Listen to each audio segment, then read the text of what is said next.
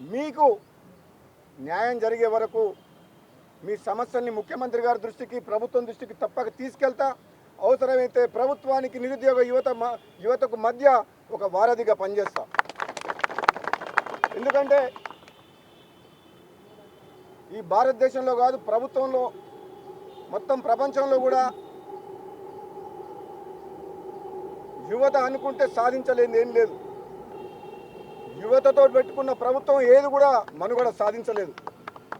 నిన్న మొన్న నేపాల్ దేశంలో ఒక అవినీతి రహిత ప్రభుత్వాన్ని తీసేందుకు యువకులు పోషించిన పాత్ర మీరందరూ కళ్ళతో చూసింది, ప్రపంచం చూసింది.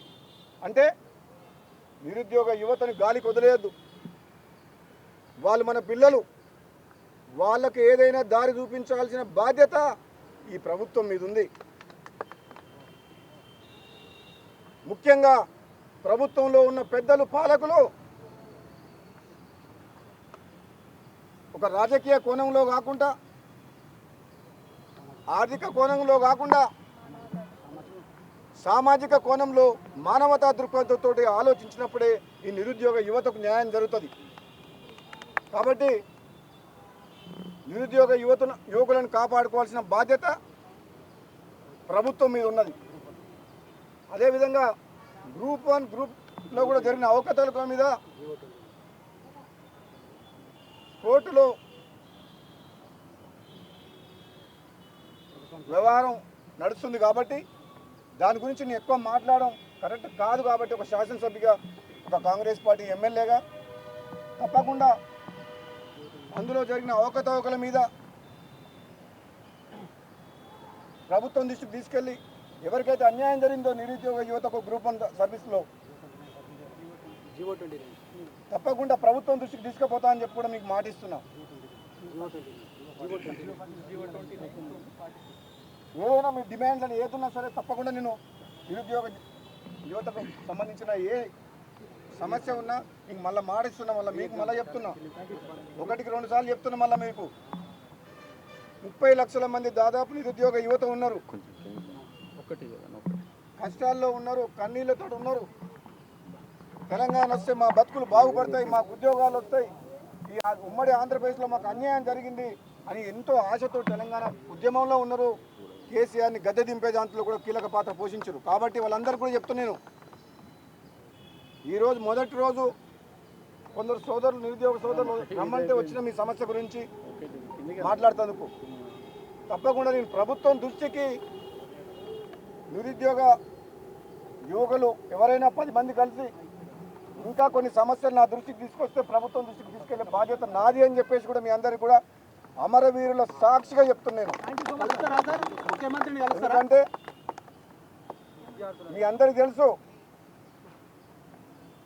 గతంలో కూడా ప్రజాస్వామ్యాన్ని కూని చేసి ప్రతిపక్షం లేకుండా, ప్రశ్నించే గొంతు లేకుండా ఒక నియంతలాగా ప్రవర్తించిన కేసీఆర్ విషయంలో కూడా నేను నా పదవికి రాజీనామా చేసి మొత్తం ప్రభుత్వానికి ముచ్చెమటలు పట్టించి మునుగోడు ప్రజల కాళ్ళ దగ్గర తీసుకొచ్చిన చరిత్ర ఉంది. నేను కేవలం ఈరోజు ఇక్కడికి రావడం కూడా ముఖ్య కారణం ఏంటంటే, ఎంతోమంది నా తమ్ముళ్ళు బాధలు చెప్పుకోలేక, మనోవేదనతోటి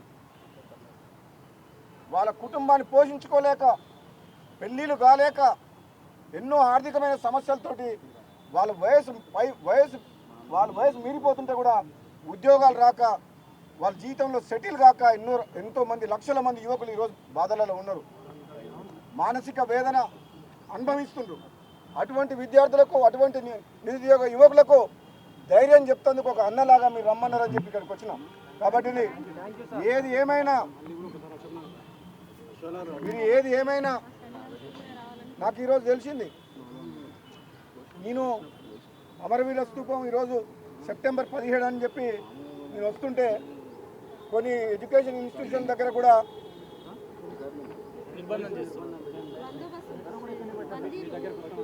ఇక్కడికి వస్తామని చెప్పి చాలామంది యువకులు ప్రయత్నం చేశారు ఉదయం. కానీ వందల మంది పోలీసులను పెట్టి, డీసీఎం టయోటాలు పెట్టి వాళ్ళని నిర్బంధించే ప్రయత్నం చేసింది.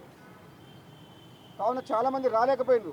అయినా పర్వాలేదు, మీరు రావాల్సిన అవసరం లేదు. ఇది ప్రజాపాలన, ప్రజల ప్రభుత్వం, ఇది పేదల ప్రభుత్వం, ఇది కాంగ్రెస్ పార్టీ, ఇది ఒక జాతీయ పార్టీ. మీ సమస్యలు వింటేందుకు నేనే మీ దగ్గరికి వస్తా.